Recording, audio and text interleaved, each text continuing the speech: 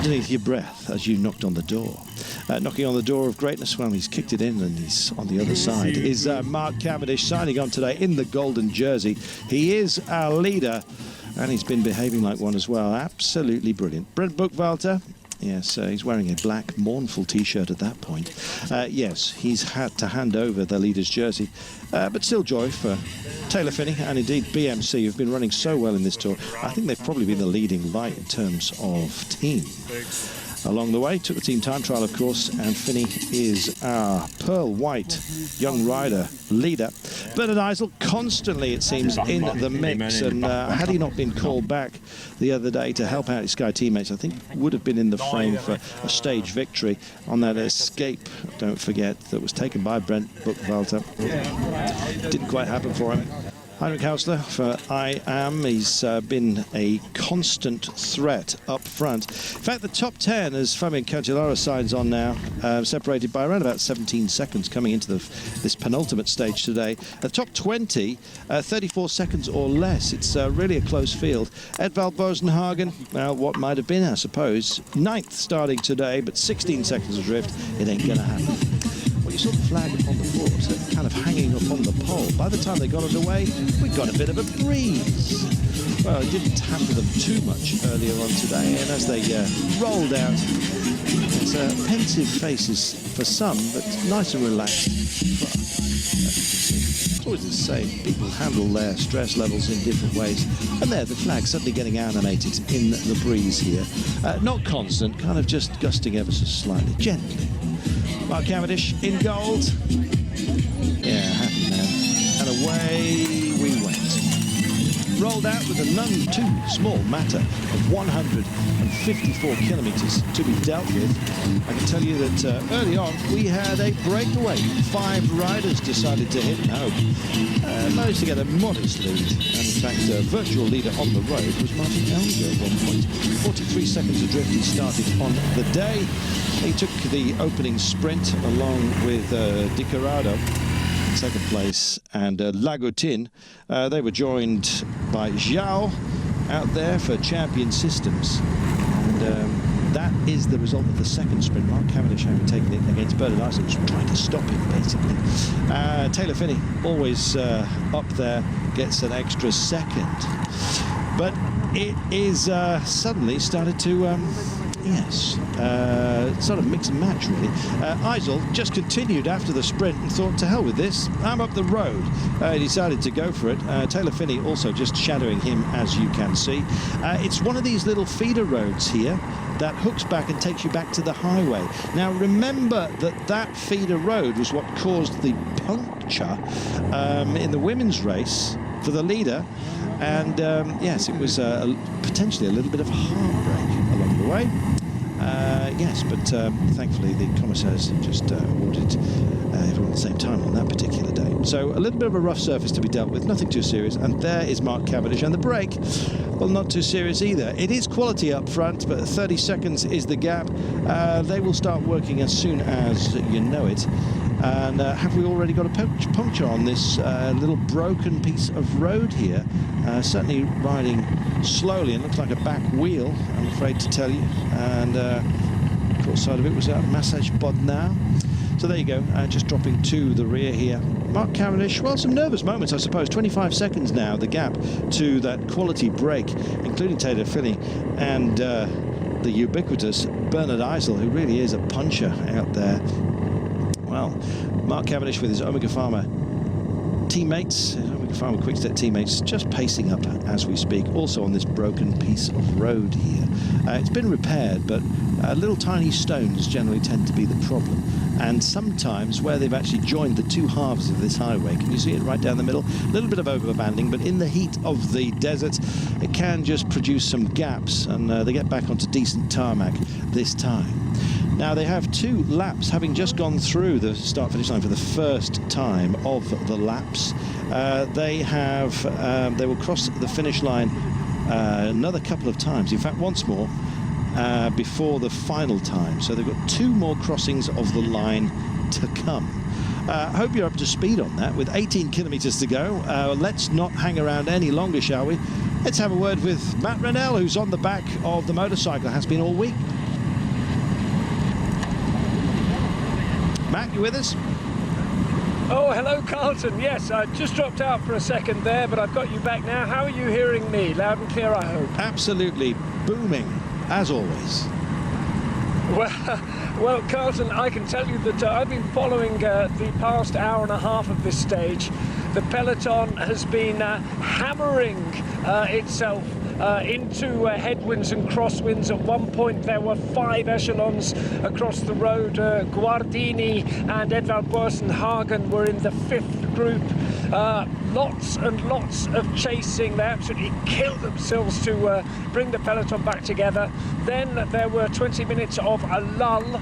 We had that second intermediate sprint that you mentioned, and then Eisel and Finney. Now these are the riders who are 3rd and 7th overall, carried on riding. Cavendish has a teammate in there, Omega Pharma Quick Steps, Nicky Terpstra. He is 12th overall at 22 seconds. But Finney has been in fantastic form, and have no doubt this is an attempt to win the overall general classification here. And we have 4 minutes before the 4 kilometres rather, before the second passage across the finish line. They're about 100 metres behind me. The peloton, no doubt led by Omega Pharma Quick Step, is bearing down on them. But Finney and Eisel have been in fantastic form, very sprightly. Eisel has been playing down his chances, but they've gone. And with 25 seconds advantage, it is Finney who is the leader of this race on the road. Carlton, let me hand back to you, and I'll try and get into a better position for some more news. Edvald Boasson Hagen, just checking out of him, thanks to Matt Rendell. Yeah, came here with high hopes, I think, early season. Looks a bit pensive, doesn't really want the camera near him. Knows that perhaps he may well have had some better luck in what has been a little bit of a bun fight. Salut Giamo. Yes, indeed. So that's our director, Jean-Maurice Hogg, who has been doing such a great job along with the Euromedia production crew here. It's fantastic to be part of such a good team. Up in the lead then, it is this trio. Nicky Terpstra, Bernard Eisel, who's on your screen at the moment, and Taylor Finney. So it's a mugging game, this. Do not expect Nicky Terpstra to do any work right now. He's going to be an anchor between these two. That's Finney in the Young Riders Pearl jersey, incidentally, riding for BMC, and Bernard Eisel for Sky, who came here, yes, perhaps thinking that this may well be their tour, and why wouldn't they have? They've come with a great team. Look at this, though. A team with that seem to be functioning extraordinarily well at the moment. Omega Pharma Quick Step. They've come really at the beginning of the season with their new boy, Mark Cavendish, and he's settled right in. They're comfortable. He's comfortable. The results are flowing. They've got some work to do, though, and they are doing it right now. Orica Green Edge would also just love to get themselves a stage win out of this, frankly. And there was Vacances Soleil as well. And inside with Vacances Soleil at the moment, and it looks like, yeah, planning is going on right now. We saw that Tony Gallopin, it was, that just drifted back to the Radio Shack car to have a word. And, yeah, what do you want me to do out there? Go for it was the answer, I think, although they took their time about delivering that message. So 15 to go, 20 seconds the gap now. The general rule, we mentioned it yesterday, is that you need a minute really with 10, but with this quality up front, discount Nicky Terpstra because he's the anchor here. He's just trying to keep an eye on these guys, and if necessary, he will be told to try and just pip them at the post to reduce the margin of victory. The bonuses, let's not forget, 10, 6 and 4 seconds up for grabs, so Terpstra will play passenger here, and if these guys go all the way, and it's looking a bit shaky with 15 seconds to go, then his job will be to minimize the damage by just nipping off the front and trying to stop them. Whether you can stop the likes of Taylor Finney is, yeah, a moot point. He's been running very, very well here. 14k to go, 15 seconds the gap then, and the peloton on a charge. How much they're burning themselves is anyone's guess. Mark Cavendish, though, is more than capable of functioning by jumping onto other people's trains. He's shown that. Mr. Flexible has delivered again and again. It's why he's in gold. You can see him just beeping out there at the back of his line of Omega Pharma boys, keeping a decent vision. Taylor Finney checks over his shoulder, knows that the game is probably up. up. Nice to see them, though, just making a fist of it on that first passage across the line here for that intermediate sprint. And straight away, Terpstra goes to the front, just does a little blocking job, just to sort of knock any last stuffing out of them. It's all going to be together with 14 to go, Matt. Yes, indeed. Well, Stuart Jackson, the directeur sportif of BMC, had to come up with something to try and wrest this this race back from Cavendish and Omega Pharma Quick Step. As you were saying earlier, Brent Bookwalter, the sometime leader of this race, second at 2 seconds at the start of the day, second at 5 seconds now, Cav having picked up the 3 bonus seconds at the second intermediate sprint of the day.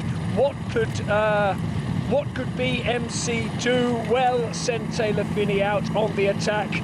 That attack seems to be coming back now at a maximum advantage of 25.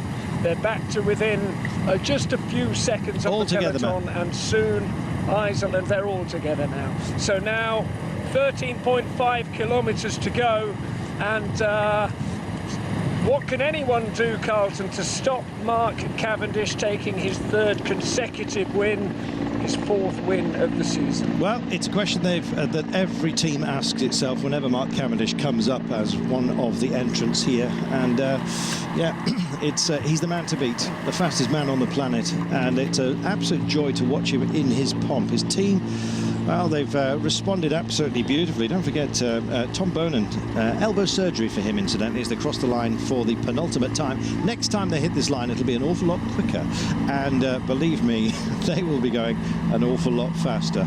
And the hope for Omega Pharma Quickstep is that Mark Cavendish gets to the front.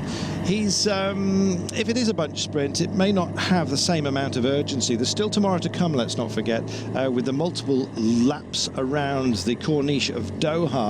That's always a fascinating one because everyone very much within sight of each other. Doesn't matter where you are on the road, you're going to hit those circuits within sight of everybody, so it can get to be a bit of a bun fight. I've not really seen anyone lapped here before, but I know it has happened. We'll wait and see if that happens tomorrow. So it might get a bit edgy tomorrow, depending on what the results are today. As you can see, a lot of bonhomie between the teams here. Mark Cavendish probably offering up some thanks quietly and privately, you understand, to riding on the Sky Train the other day, hooked onto Edvald Boasson-Hagen just after he'd hooked onto Bernard Idle, who of course is always a quick man to watch, and so proved again today, where he just carried on beyond the sprint, the final sprint, which Mark Cavendish took. He eased up, did the right thing, saved his legs, trusted his team to actually wind in those who were, well, displaying a little bit of ambition. Not untoward, could have happened, but it didn't. Altogether, with 12 to go, we're on the final lap, and a much neater and more modernist impression of a fort than the one we started off with today. Absolutely beautiful Al Zubara fort. I'm not sure how much of it is original, but maybe they just use modern techniques to repair it. Generally dried mud with bits of wood sticking out. Very, very old buildings, which is why there's not that many of them around. Modernist architecture, if you're into it, then this is your destination. Qatar and the shoreline of the Corniche, absolutely gobsmacking. You will see that tomorrow. Again, writ large on the skyline. It provides a great theatre for this. And it's about the battles as we head towards the 10 kilometres to go mark. And there, dead centre of your screen, the Norwegian champion, Edvald Boasson-Hagen, and Fabian Cancellara wearing number 21. Ian Stannard with the striped hoops. I love that jersey. It's the British national road racing jersey. It looks really, really classical. Just exactly what you want. That said, take nothing away from Borut Bozic of Slovenia as well. Very, very nice outfit. It's going to be probably about gold today. Who will take it, and how will the man who's wearing that particular jersey finish? He's hard to bet against, Matt, in his current form, Mark Cavendish. We're just looking at Fabian Cancellara at the moment, a man who's warming up for the classics by his own admission. But it is about Mark Cavendish and how he functions today. Yeah, hard to bet against him, even in bad form, isn't he? And I can tell you that at that point in the race when the peloton was split into 5 echelons. The riders in the rearmost group included Barry Marcus of Vacansoleil, second yesterday, second the day before, Guardini second yesterday, Bagdonas, the sprinter with one of the sprinters, I should say, with AG2R. Edvard Boersenhagen was in that group. He crossed over to the main peloton when it all came together, then punctured, then had a long chase. I must say, looked fairly relaxed on the back of the Team Sky car in the motorcade heading towards the back of the peloton, but it hasn't been easy for any of them.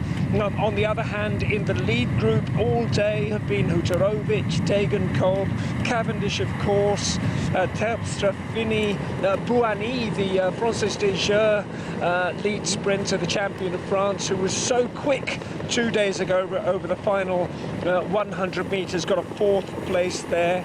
Guarnieri Jacopo, the lead-out man for Andrea Guardini, he was in the lead group. Benati was there, Hausler was there. So besides Cav, there are some other very, very good sprinters. We're looking at one right now, Matt. A good ride today. Yeah, Marcus. Say again. Marcus, here he is. Absolutely superb. Barry Marcus wearing number 125. He's in the silver points jersey, and he has been so impressive. Cav yesterday acknowledging that he's kind of come and surprised him really at his form. There's a lot of people been talking about him ever since he took the under-23 at the Rundfahrt. He won a stage, the opening stage, in fact, of the Castel-Lyon, and he is a youngster with a massive future. If he's a man who's nearest to Mark Cavendish, you know that bells are ringing. Yes, it's true. He's 21 years and 6 months and about 20 days old. He rode Tour Down Under as well, so he's got some racing in his legs. He's got a good long week of racing in his legs. Got a couple of top 5 finishes there. And Michel Cornelis this morning was telling me that last year when he came to Vacansoleil, he was a little bit overweight. He took a bit of ragging, and this year when he turned up to the pre-season team training camp, he was already in fabulous form. He's a big chunk of beef, is Barry Marcus, and there's no fat on him at all. But as I say, he's had a little bit of a chase to do this afternoon, not quite as much as Guardini, who actually got involved in the chasing down at the front of the group. Guardini clearly feels he's got the form and doesn't want to waste the opportunity to be in the bunch sprint, but I wonder how much of a toll it's taken. Matt? They all know who they've got to aim for. Carlton, go on. Yeah, I'm just saying, pace has really rocketed up front. You can clearly see it. Right now, Marco Mercato working extraordinarily hard here, as well as the Cannondale boys too, working for Elliot Viviani. We always say with around 10 to go, you kind of get up to proper racing pace here. Can you just look over and tell us how fast we're travelling at the moment? Matt, have you got a view of your speedo on the motorcycle? Can you tell us how quick you're going? Well, we're just spinning round onto the bridge, so at the moment we're doing about 10 kilometres an hour. But the peloton... 60 plus, I'll be looking bound. behind me, I'll have you a figure as soon as we can, but it is fast. The peloton now swinging round that corner. It's fast and dangerous. One or two riders even allowing a couple of metres gap to open on that little climb, and that suggests just how fast it is. We're now doing about race speed now, and I think we're 55 kilometres an hour, and we're into a headwind. So these are end game speeds, Carlton. Very much so.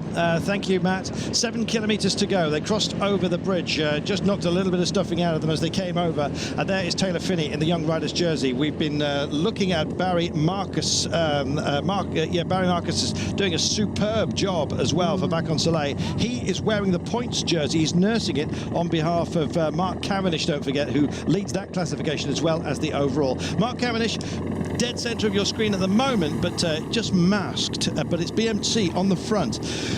Out to do a mugging game, perhaps. We'll see whether they manage to just drop everybody here. They're on that little bit of broken road. Let's hope that nobody of any import gets any kind of punctures here. We saw that in the women's race.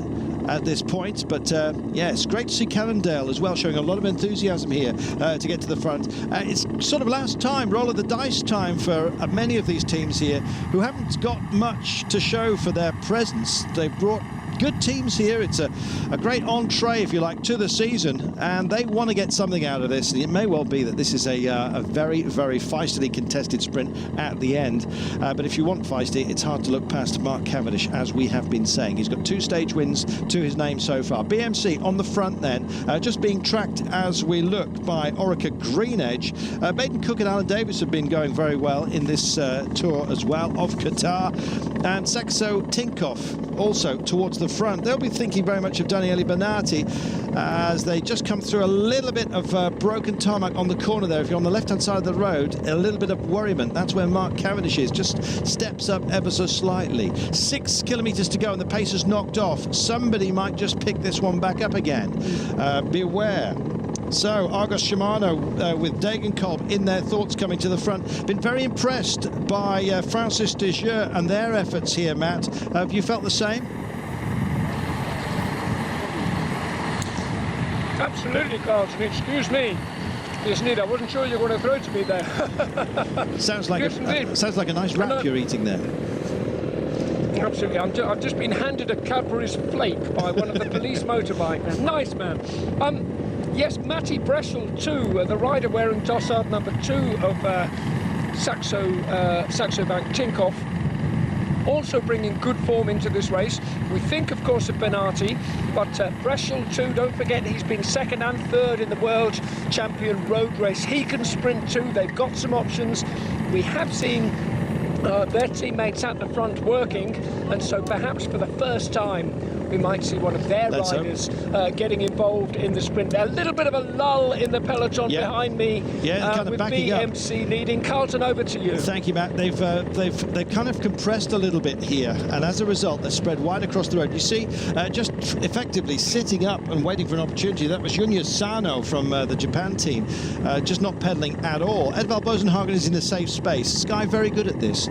They marshal themselves into a proper position, and you can see Nicky Terpstra, centre of your screen. Mark Cavendish will not be that far behind. There he is. In fact, Terpstra is out there on the edge of the road, towards the edge of the road, where you can see the golden jersey of Mark Cavendish. It's the French champion dead centre, Bouhanni, that we're looking at as well. Sort of similar kind of looking jersey, but he's got a blue shoulders as for the French champion, as opposed to red shoulders for the Dutch champion. Well, we mentioned them, and so they responded. And Francis de Jure dragging up Bouhanni here. There he is. This almost blanketing the centre of the road here as we approach 4 kilometres to go. A lot of excitement as the riders just come out of their saddles. Sort of look at that to sort of see meerkat fashion where on earth their teammates are, and doing a good job. Daniele Benati coming up on the right-hand side.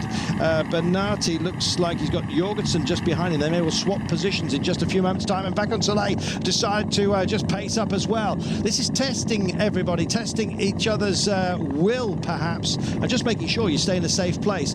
When you get this sort of run in, and there is a nasty roundabout at only 800 metres to take, they go straight over it, but it's a flick-flack. We've seen that before, and it's probably what you do not need at 800 metres to go. And everyone wants to have a clear view of this, which is why they're manoeuvring so very well as we speak. Alexander Porsev for Katusha just moves up, and they're starting just to stretch their legs just a little bit here. This is not going to be long before this goes. The Korean champion Zheng is up there, and they're starting to grimace. There's Fabian Cancellara, dead centre. It looks like this is going to be a little bit of a training run for him. It's not his sort of day. Out front, Omega Pharma are absolutely in the right place now. There's Mark Cavendish on the end of what it looks like a classic line here with 3 kilometres to go. There's the marker, just passing some of the earth movers here that are so much a part of this country with all the development that's going on. It's almost like a building site, but what they create is magnificent. What will these boys create today? It's the eternal question. Juan Antonio Fletcher doing the job for Bacon Soleil at the front. There's no more powerful and dedicated man, and suddenly it's Radio Shack that get themselves into position as well. So All the major players are here. They all want a part of this. Real shame for Team Japan. I think that they're going to be bullied across the road. There is Beppu as well, though, staying with Japan for a moment for Orica Greenedge. 2 kilometres to go then. It's get yourself into position time. Now then, they're going to take a sort of double lazy left-hander in just a few moments' time. One of those turns, or one of those elements of the turn, just a little more focused than the other. And then it's a long, long run down to the Flamme Rouge. Then comes that roundabout just 200 metres after the Flamme Rouge. You better be in a decent spot, and that's what's going on right now. This is fascinating stuff. The pace is high, but nobody looks overly troubled at the moment, except for those who are trying to catch up. The red shoulders of Nicky Terpstra. Big check over his shoulders as the kilometres click away here. Goodness me, we've completed 152 of the day. Only 2 remain so far. And again, out of the saddle goes Adis Kropis, the Lithuanian. And Fabian Cancellara looks like he's done for the day. I'm not sure whether he's got an issue or whether this is just not going to happen for him. It's going to happen for Mark Cavendish, surely. There he is. He's got Nicky Terpstra, last man there. Terpstra double checks as if to make sure that the gold jersey is indeed his man. Mark Cavendish yesterday saying he prefers to wear his own team jersey. It's better for recognition. Well, there's no problem recognising Mark Cavendish at the moment. He is riding slightly in the dirt at the moment.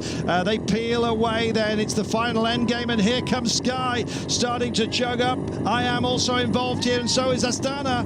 Astana won a piece of this as well. Andrea Gardini, who went so close yesterday, doing a good job here. There goes Terpstra, just trying to wiggle a bit and give him some room.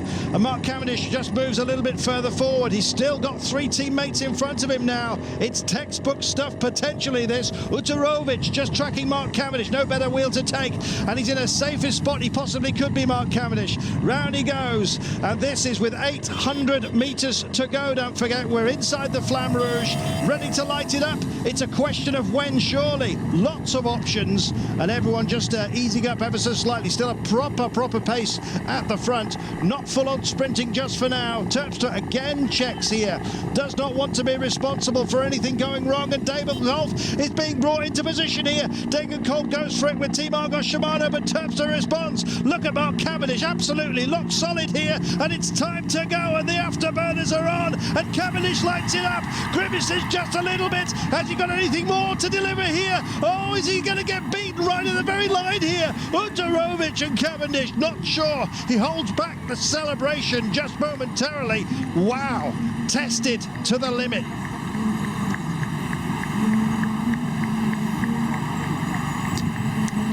Wow, what an ending. Well, it went long. It was a tired day, 154 kilometres. It was long. They had to go long. Nicky Terpstra did a great job there. Mark Cavendish having taken 2 stage wins, and their confirmation. Mark Cavendish, Utarovic, Kropis in 3rd place for Orica Greenedge. Are we having fun? Yes, we are. Delivered, signed and sealed. Fantastic. Mark Cavendish it will be that we're having a word with in just a few moments' time. He went to celebrate, then double-checked. So did I as a result. But he has taken his 3rd stage win, and surely, I know nothing is absolutely handed over until the very last, but with 1 stage to go, these boys can feel extraordinarily pleased with themselves. Very, very well done, and our congratulations to them. Well, grab your breath time. That was a long run in at pace.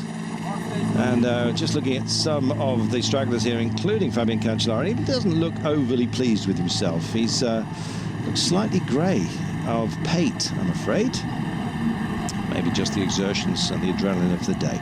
Didn't have a mechanical, but just equally did not have the legs at the end here. Maybe saving himself for something for tomorrow. We will see. My name's Carlton Kirby. We've had Matt Rendell on the motorcycle. It's been a joy to have your company, and it was a dramatic end. No clear space this time, absolutely not. But Mark Cavendish takes his 3rd stage win. Any win, no matter how it comes, is a good one. Lunge for the line there it was. And look at this. Finally, from Up top, we get another view of it. Utarovic, 101 with the national bands of Belarus. Look at this, following and tracking Cavendish. Sped up, just came out of the wind and went for it. And then it was all about the line. Cav with his head down and just eyes front, as you'd expect. Was it half a wheel in the end? Yes, it was. Nice lunge from Utarovic. There you go. Mark takes it. And the smiles tell their own story. It's a warming thing. Mark Cavendish gets his third stage win, and he extends his lead. Picked up a 3-second bonus earlier on today. He adds 10 to that. It's a cushion, a comfortable one going into the final stage. So maybe pressure off for Mark. Matt Randell will be with him in just a few moments' time. Confirmation of the result. Adam Blythe and Luke Rowe went very, very well here. Degenkolb, Christoph Buhani, Heinrich Hausler and Roger Kluge making up the top 10, but Mark Cavendish edging Utarovic and Kropis at the line. Utarovic nearest man to him. But what a day, what a day. Qatar really is one for the sprinters, and it's a joy to be part of it. Confirmation then of the overall standings. Mark Cavendish leads Brent Buchwalter by 15 seconds. Taylor Phinney is 20 seconds adrift now.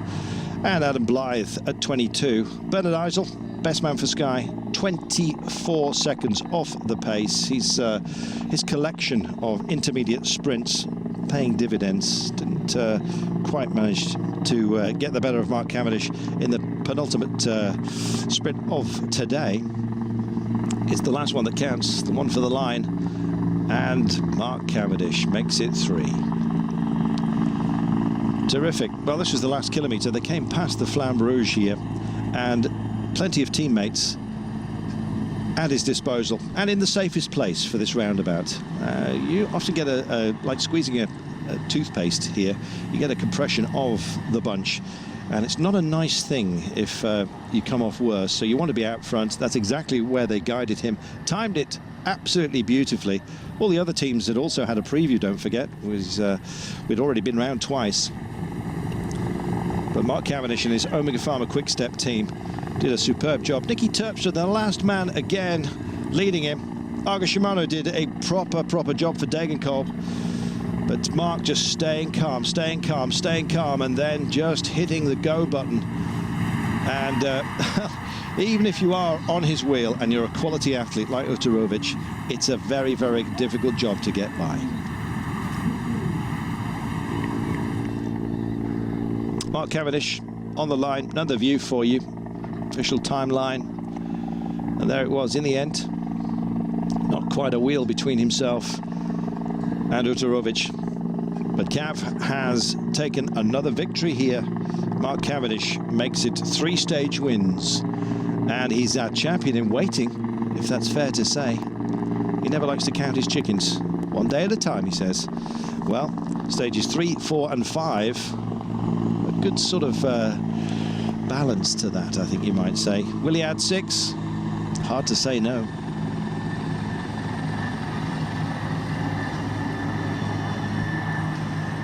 Terpstra has been such a workhorse for him. It's great that he's found someone with that much speed. شكرا لك العربي المحمودي. إذن في هذا البث المباشر